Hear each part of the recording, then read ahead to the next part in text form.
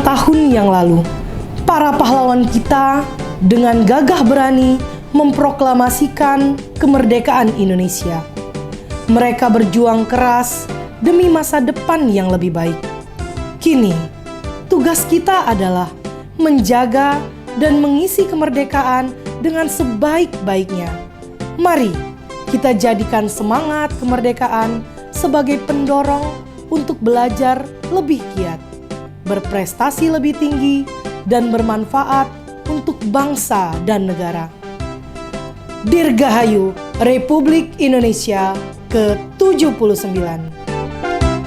Semoga semangat juang para pahlawan terus menginspirasi kita semua untuk mendidik generasi masa depan. Majulah negeriku, merdeka!